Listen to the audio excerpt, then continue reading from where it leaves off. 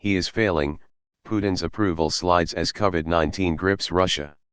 He might only get 96% of the vote at the next election at this rate. Approval ratings don't really matter in autocracies. Greetings from Serbia.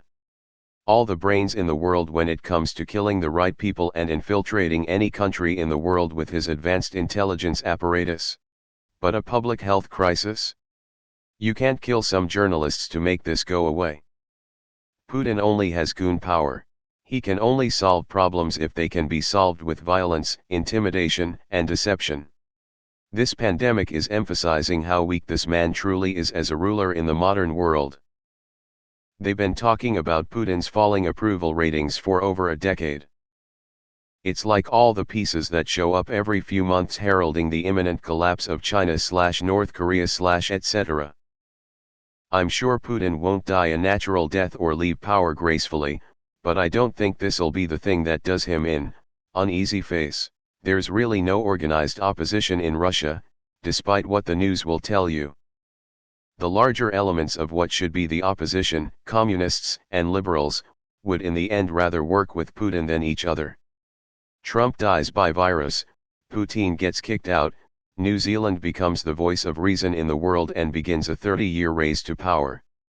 Maybe I schemed the article too quickly, 3 times, but I'm not seeing any numbers concerning his approval. The article seems to suggest that his plan for extended rule in Russia is in trouble. Coronavirus has also disrupted plans for a vote on constitutional amendments that would have paved the way for Putin to rule until 2036. That was set for April, but instead, he has found himself up against a pernicious, frustrating and invisible foe, and seen his approval ratings slide. But if you read this Reuters article from May 5, https://www. Reuters.com/article/us Russia Putin poll /Russian President Vladimir Putin's approval rating dips to low point poll ID USKBN 22I18J, it says. However, support for his plan to change the constitution to allow him to extend his rule until 2036 rose to 47% in April, up from 40% in March. A nationwide vote on the proposed change, scheduled for last month but delayed because of the virus outbreak, is now expected later this year. The Reuters article also reports a fall from April to March in approval, and even has numbers about 4%. The poll, by the Levada Center, showed Putin's support fell to 59% in April, from 63% in March. It was the worst result for Putin recorded by Levada since September 1999 when Putin was a rookie prime minister with a 53% approval rating. Putin's approval rating is still very high by Western standards, and there is no sign that the man who has dominated Russian politics as president or prime minister for more than 20 years and survived many crises, is about to be toppled, like it matters. It's not a democracy there. Guess they'll just have to elect someone else. LOL. I'm sorry comrades. I just can't say that with a straight face. Zarp. This is like the Onion article about how Kim Jong-il was at an all-time low of 120%. What is an approval rating? Am Chinese.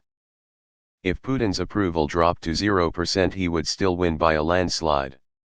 Voting in Russia is just a quick way for Putin to write his hit list. Who would have guessed that an billionaire autocrat would lack the skills necessary to keep his plebeians safe? How surprising. 2 rival nations with equally failing leadership are unable to get a hold of the situation. I think one day someone will write a thesis on how the US and Russia right now are more alike than we think. How many times have we heard this? The world's lying liars are having trouble lying their way out of this one. Are there enough windows in Russia to handle all of that individual thinking? They don't have enough third-story windows to fix this. As Putin falls, so does Trump. Rather than an invitation to Russians to stream back into the streets, however, Monday's announcement seemed to be the latest gambit in Putin's plan to delegate responsibility for tackling the crisis to local leaders, who he said would make their own decisions on when to end lockdown. You could have replaced Putin with a Trump in this article. It's nuts how similar authoritarian type leaders are. Passing the buck, blaming others, never taking responsibility for the bad but basking in the glow of anything positive.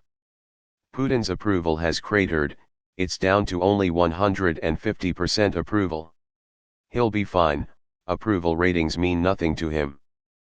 Only way to get rid of a corrupt authoritarian and bring progress to their country is by taking him out the same way he does to his critics. The world would be better off without him. I had sent multiple posts similar to this one over the last week, and it doesn't lead me to believe that Putin is actually in trouble.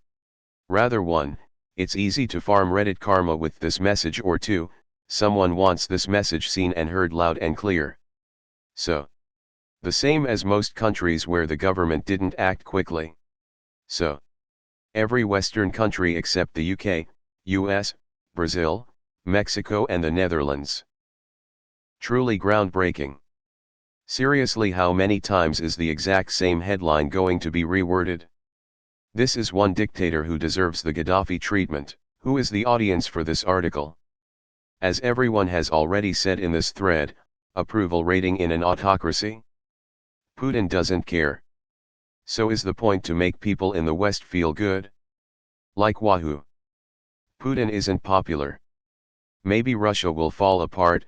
Why write this article? To what end? You could literally replace Putin with Trump and it would still hold true. Does it really matter? He'll stay in power and no matter what it costs. Isn't this the cycle where Medvedev runs for president and he runs for PM? Doesn't matter. It's not a democracy.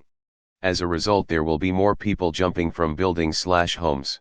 Not as fast as the doctors, plural on purpose, he is having throw out of windows.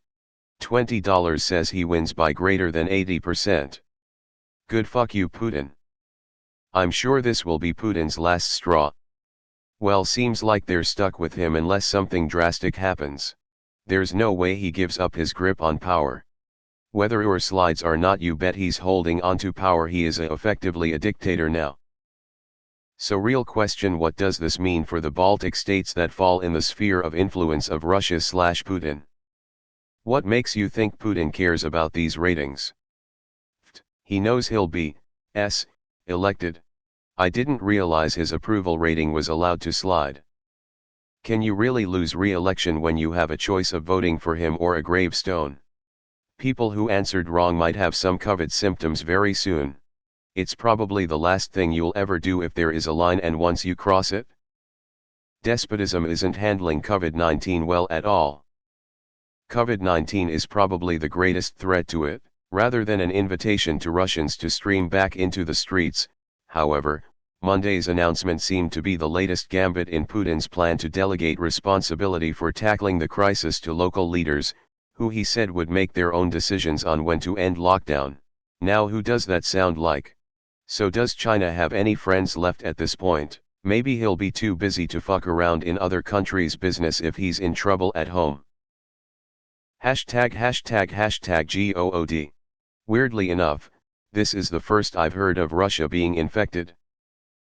Either I've not been paying enough attention, or news coverage hasn't been very high about Russia. Nothing a few assassinations won't fix.